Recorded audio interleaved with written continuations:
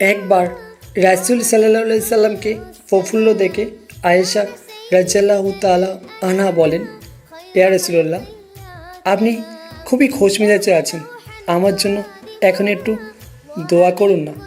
আয়েশা রাদিয়াল্লাহু তাআলা আনহার এমন আবদারে মুচকি হেসে রাসূল সাল্লাল্লাহু আলাইহি সাল্লাম বলতে লাগলেন আল্লাহকে, ইয়া আল্লাহ, আয়েশা পূর্বে করেছে এমন সকল গুনাহ আপনি ক্ষমা করে দিন।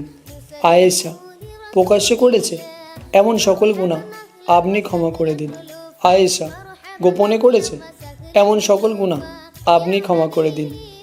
আয়েশা বুঝে করেছে এমন সকল গুনাহ আপনি ক্ষমা করে দিন। আয়েশা না বুঝে করেছে এমন সকল গুনাহ আপনি ক্ষমা করে দিন। রাসূল সাল্লাল্লাহু আলাইহি সাল্লামের মুখে নিজের জন্য এত সুন্দর দোয়া শুনে খুশিতে আয়েশা রাদিয়াল্লাহু তাআলা আনহা আত্মহারা।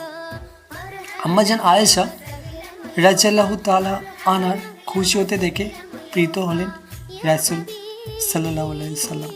তিনি জিজ্ঞাসা করলেন, আয়েশা, তুমি কি খুশি হয়েছ?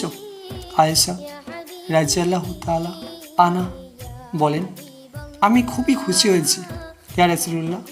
তখন রাসূল সাল্লাল্লাহু আলাইহি সাল্লাম বলেন, জানো আয়েশা, তোমার জন্য যে দোয়া করলাম ঠিক একই দোয়া প্রতি সালাতের মধ্যে আমি আমার প্রতিটা উম্মতের জন্য করি।